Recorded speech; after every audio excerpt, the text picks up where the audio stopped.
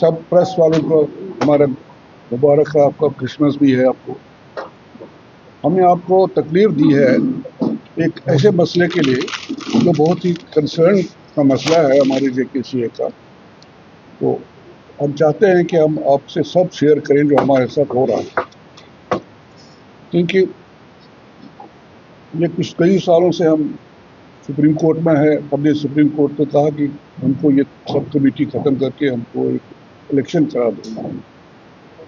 वो लड़ते रहे, अवॉइड करते, लेकिन फाइनली 27 अक्टूबर को हमारा ऑर्डर आ गया कि आप इलेक्शन करा। तो उसके ऑर्डर के साथ इलेक्टोरल ऑफिसर उन्हें बनाया। हालांकि उन्होंने ये भी कहा कि कॉन्स्टिट्यूशन अभी अगर रजिस्टर नहीं हुआ तो आप इलेक्शन कर दीजिए।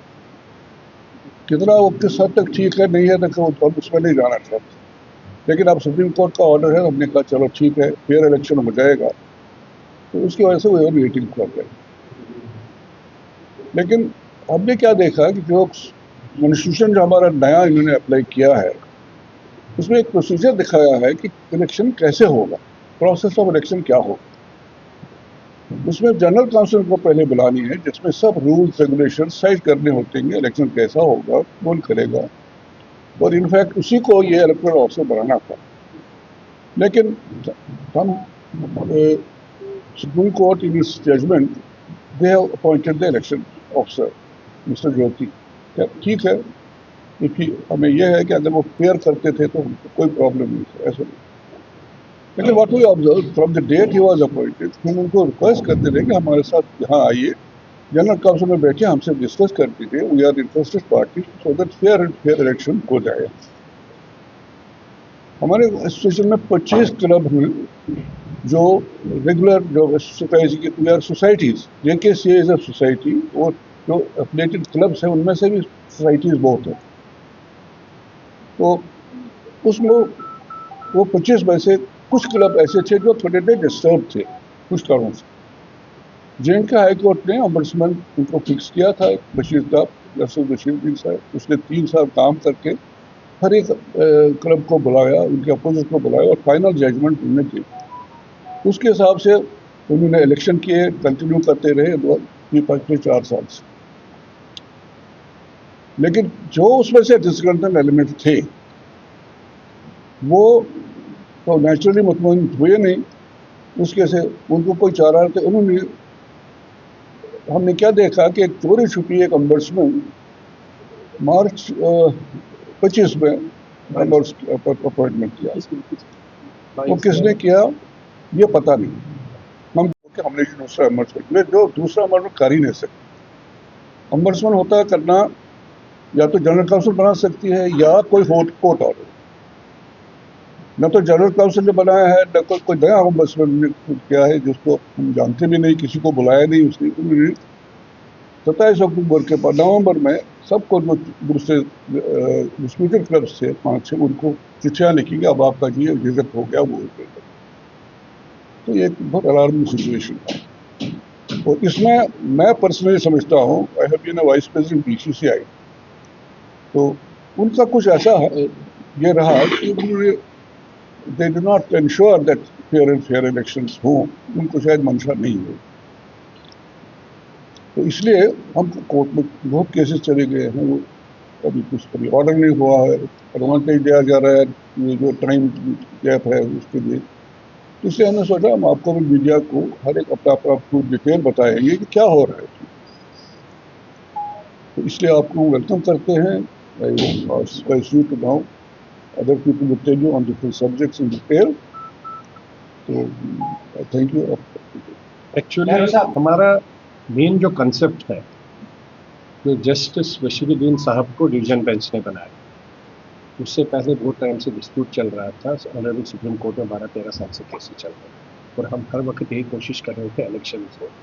जस्टिस बशीरुद्दीन साहब को जब भेजा गया just to sort out all the disputes, तो हर एक डिस्प्यूट के लिए उन्होंने 2-2.5 साल कंप्लीटली दोनों क्लब्स, जो क्लब्स में इश्यूज थे, आउट ऑफ 25 क्लब्स में अगर 12-13 क्लब्स में इश्यूज थे, सबको बुलाया। नेहरू साहब ने भी आपको ऐड किया, सब क्लब्स को बुलाया अलग अलग तरीके से। उसके बाद उन्होंने डिसीजन दिया। सपोज हमारा क्लब है वाइट्स क्रिकेट क्लब, अब जो नॉन एंटिटी है उसको उठा के इन्होंने एंटर कर दिया। वैसे हमारे सब क्लब्स है, we are all affiliated clubs of JKC. अभी जो मैसेज आप सब मीडिया वालों के पास आई है, जो मैंने भी अभी देखा है, जिसमें लिखा है कि it is not JKC. JKC क्या है? JKC is just because of affiliated clubs. JKCA is an institution because of all the 25 clubs. Nobody can mention this thing कि we are nothing, हम इनका क्या है? We are the stakeholders of JKCA. हमारे बगैर JKCA का कोई role ही नहीं है। अब कोई भी मैसेज लिखेगा, anyway we don't want to discuss that thing, but आज हमारा मेन ये है कि जब ओम्बर्समैन को लगाया, सब कमेटी बनाई थी, जिस सब कमेटी में ब्रिगेडियर साहब थे फॉर एडमिनिस्ट्रेशन, क्रिकेट के रिलेटेड थे मिथुन मनास जी, और उसके साथ में रिलेट थे Sunil Sethi ji, who was looking after legal. जब ओम्बर्समैन का मटेरियल चला गया ऑनरेबल सुप्रीम कोर्ट के यहाँ, ऑनरेबल सुप्रीम कोर्ट में लिख के दे दिया कि all the issues have been sorted out. Honourable supreme court ने एट अ टाइम बोला इनको कि go for election, within 6 weeks आप इलेक्शन करिए, 3 मंथ में इलेक्शन होना चाहिए। और उन्होंने वहां से बीसीसीआई को भी लिखा, तो इलेक्शन की प्रोसेस स्टार्ट हो गई। अब अगर इलेक्शन की प्रोसेस स्टार्ट हो गई, यहां से नई एक लेटर निकल गई, जो ब्रिगेडियर साहब ने अपनी लेटर निकाली, बीइंग ए सब committee member, responsibility of subcommittee is simply for day-to-day working. He is not authorized to appoint any ombudsman.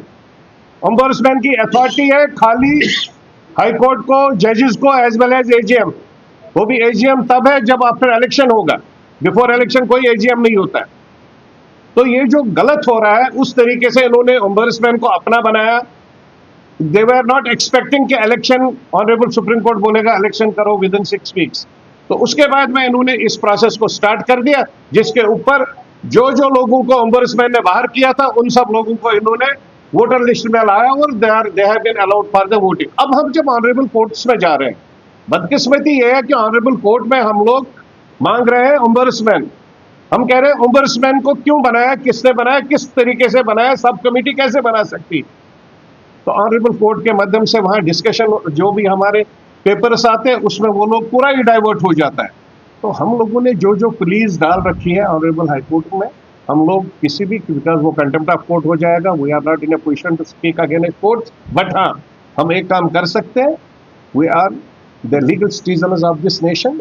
हम लोगों को राइट बनता है, हम चीफ जस्टिस ऑफ इंडिया को अपनी प्ली भी भेजेंगे, और जो डिसीजन आए हैं ऑनरेबल जजेस का, जो डिसीजन आता है वो भी भेजेंगे कि देखिए कॉग्निजेंस ले लीजिए, देखिए क्या हो रहा है हमारे स्टेट में।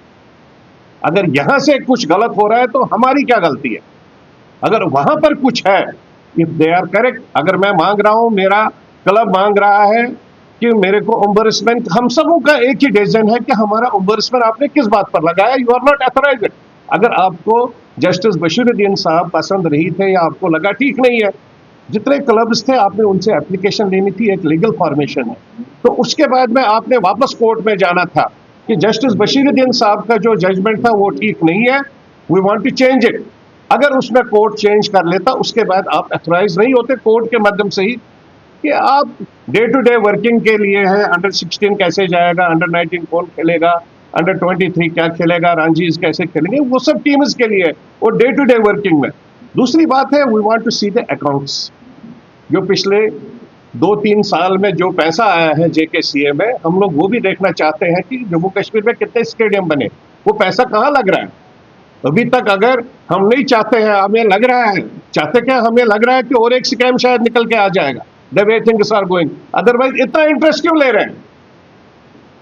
क्या मसला है इसमें? हर एक पर्सनल इंटरेस्ट लिया जा रहा है कि हम लोग किसी तरीके से इसको इन डिफरेंट वे इसको मैनेज करें, हाईजैक करें। क्यों करें हाईजैक? अरे आप, ऑनरेबल सुप्रीम कोर्ट ने जब बोला, आप प्योरली इलेक्शन करा देते, जिसको वोट डालते, जो डालते होता, अच्छा होता। कुछ लोग हैं यहाँ पर जो बीजेपी को बदनाम करना चाहते हैं। मैं बीजेपी को भी बोलना चाहता हूँ, they are doing wonderful work. 140 crore लोग आज उनसे खुश है, लेकिन जो ये फैटर्निटी चल रही है, जो हमारे यहाँ पर चल रहा है, उसके यहाँ पर इंट्रोस्पेक्ट करे और वहाँ चेक करे। जो वो लोग वहाँ पर उनके मदद से और उनके नाम से वहाँ गलत काम कर रहे हैं, उसको थोड़ा इंट्रोस्पेक्ट करें।